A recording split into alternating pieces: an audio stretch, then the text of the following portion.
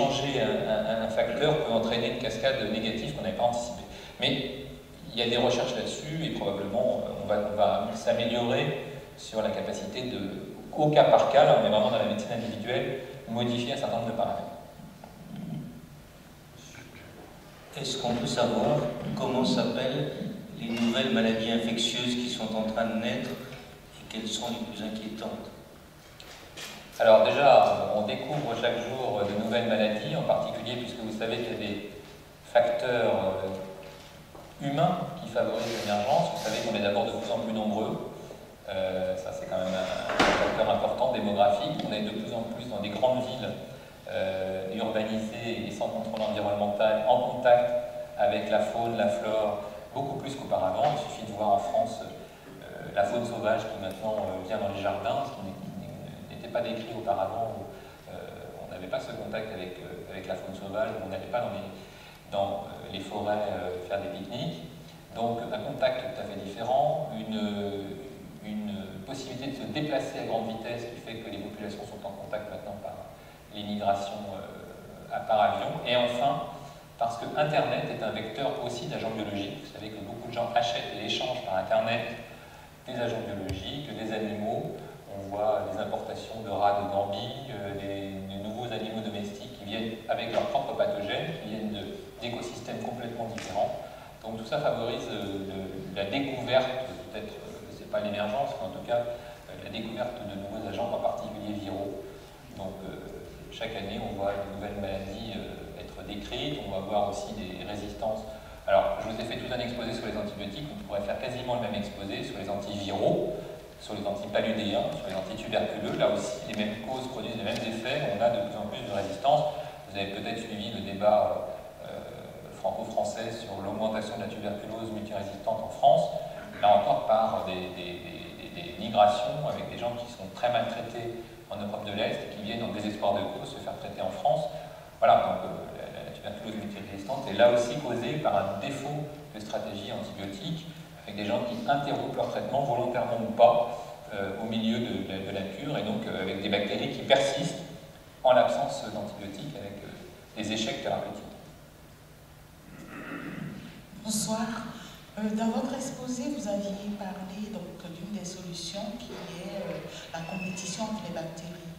Alors, c'est vrai qu'actuellement, à la place des antibiotiques, il y a tendance à utiliser les probiotiques, on les appelle, donc des bactéries qui sont favorables pour éradiquer parfois certaines maladies. Est-ce que le côté multirésistance des bactéries pathogènes a été étudié face à ces probiotiques? Oui. Pour l'instant, c'est assez décevant. Malheureusement, tout ce qu'on a essayé de vous vendre contre les diarrhées, contre les maladies des voyageurs, etc., est assez décevant. Probablement parce qu'on n'est pas arrivé au bout de la recherche. On va probablement s'améliorer. On a encore un certain nombre d'essais thérapeutiques en cours. C'est compliqué. C'est compliqué parce qu'on est... Vous imaginez, en particulier, le tube digestif est rempli de milliards de bactéries, d'espèces différentes. Donc un seul agent en compétition ne suffit pas. Par contre, on a montré des choses tout à fait intéressantes. On peut vous enduire la peau, par exemple, de streptocoque non pathogène, et vous n'attrapez pas, vous n'êtes pas contaminé par du staphylocoque doré. C'est-à-dire que là, c'est une stratégie intéressante. C'est-à-dire qu'en fait, il n'y a pas la place pour que le staphylocoque doré vous colonise. C'est ce qui se passe à l'hôpital. Quand vous arrivez à l'hôpital, vous n'attrapez pas le staphylocoque doré. Par contre, quand vous partez en chirurgie, on va vous badigeonner de bétadine, vous n'avez plus de germes sur la peau, on vous met un cathéter dans une veine, donc on fait une plaie dans la peau, donc il y a un trou. Ben, si vous êtes en contact avec un staphylocoque doré, comme vous n'avez plus de flore sur la peau, il y a la place pour que le staphylocoque doré s'installe et prolifère. Donc vous voyez que cette notion de compétition est intéressante. Ça a été utilisé aussi sur les infections urinaires, où on a injecté dans la vessie des germes non pathogènes qui empêchent l'Escherichia coli de proliférer. De la même façon, on a pu aussi faire muter l'Escherichia coli, là on est vraiment sur la modification bactérienne, en empêchant son excrétion de pili, donc de poils. Les poils, ça va coller, l'Escherichia coli dans la vessie, il va se coller sur la paroi de la vessie, s'il ne peut plus se coller, il n'y a plus d'infection. Donc vous voyez qu'on peut modifier comme ça, prudemment, un certain nombre de caractéristiques bactériennes. Excusez-moi, j'ai une deuxième question. C'est concernant donc, tout ce qui est les malades atteints du VIH. Systématiquement en Afrique, on les traite d'abord avec un antibiotique pour assainir le terrain avant de commencer les traitements antiviraux, l'ARV. Est-ce que dans ce cas, pour les multirésistances et tout ce qu'on développe, qu'est-ce qu'on peut faire? Puisque eux, il faudra d'abord traiter le terrain, l'assainir avant de commencer les traitements antiviraux et même continuer après. Est-ce qu'il y a une... Alors, c'est une stratégie un tout petit peu différente chez les patients séropositifs, puisque ce qui fait peur dans la séropositivité, c'est l'immunodépression profonde. Et donc, il y a eu un certain nombre d'études qui ont montré qu'il valait mieux traiter une infection opportuniste majeure d'abord, avant de mettre en place un traitement antiviral, antirétroviral qui va éventuellement modifier les lymphocytes très rapidement. Donc, c'est ce qu'on fait pour la tuberculose, par exemple, ou pour des infections de type salmonelle ou shigella. L'indication de faire une antibiothérapie avant de débuter les antirétroviraux de façon comme ça, un peu empirique, n'est pas complètement confirmée. Mais c'est vrai que plus on prend d'antibiotiques, plus on a de chances, entre guillemets, ou de risques d'être colonisé par des bactéries multirésistantes. En sachant en plus que l'Afrique est particulièrement touchée par les faux médicaments. Alors quand c'est pas un antibiotique, à la limite c'est pas grave, mais quand c'est un antibiotique dilué ou un dixième d'antibiotique, c'est extrêmement inquiétant parce que c'est pile la concentration qu'il faut pour être à peu près dans le sang à ce qu'on appelle la concentration minimale inhibitrice. Donc la bactérie baigne dans l'antibiotique sans être tuée. Donc elle a toutes les conditions pour développer ces mécanismes de résistance.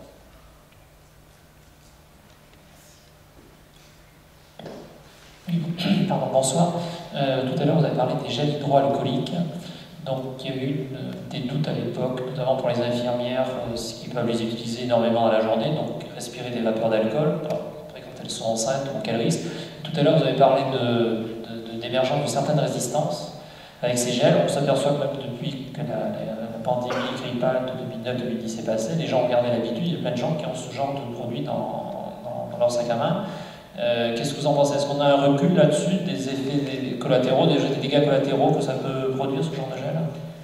Alors, relativement une bonne tolérance. D'abord, on a vu évoluer ces solutions vers des solutions moins agressives. Ce n'était pas tellement pour les vapeurs d'alcool, c'était surtout pour l'irritation cutanée. Donc, c'est surtout ça qui a été décrit au début. C'est beaucoup moins le cas maintenant, à part quelques personnes qui sont avec des pathologies d'hypersensibilité. Mais globalement, c'est bien toléré. Et l'effet tout à fait surprenant des solutions hydroalcooliques en ville, puisque beaucoup de gens ont effectivement adopté ce principe, c'est qu'on a vu des effets inattendus de diminution d'infection virale, de diminution de gastro-entérite, en particulier dans les collectivités. Les crèches qui ont adopté l'usage systématique de ces solutions hydroalcooliques sont moins touchées que les autres par les épidémies de gastro-entérite. Donc on a quand même un frein à la transmission des agents pathogènes, ce qui est plutôt positif. Peu d'effets secondaires négatifs finalement pour l'instant, et ça fait partie quand même de ce qu'on appelle les mesures barrières. Donc vous savez que la France a adopté ces mesures barrières et bien adoptées sur les solutions hydroalcooliques. Par contre, on est encore en retard sur les mesures barrières à transmission respiratoire. On n'a pas encore le réflexe de porter des masques. Si vous voyagez en Asie, toutes les personnes malades portent des masques, ou ceux qui ont peur d'attraper des maladies portent des masques protecteurs. Ça, c'est aussi une barrière très efficace, sans aucun effet secondaire, à part, on va dire, cosmétique.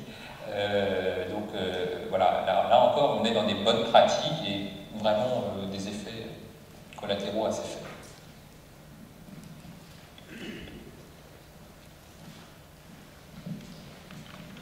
Merci. C'est pas toujours très facile à comprendre ce que vous nous laissez tomber sur la tête, n'est-ce pas? Mais j'ai essayé quand même de comprendre. Alors, vous avez dit que la France est un des pays champions de la consommation des antibiotiques. Par ailleurs, les antibiotiques en question n'ont pratiquement plus d'effet sur les bactéries résistantes. Bien. À partir de là, il y a des gens qui, toute leur vie, comme pour le vaccin, ont refusé les antibiotiques. Alors, ces personnes, maintenant, ils ne sont pas plus malades que les autres, puisque les bactéries, elles ont appris à se ficher que vous soyez ou pas consommateur d'antibiotiques, etc. Donc, on tourne en rond dans cette affaire. Alors, c'est évidemment une remarque très pertinente. Je voulais quand même mettre un tout petit bémol sur ce que vous avez dit. On consomme beaucoup d'antibiotiques, on est très touché par les bactéries multirésistantes. Par contre, si vous ne prenez jamais d'antibiotiques,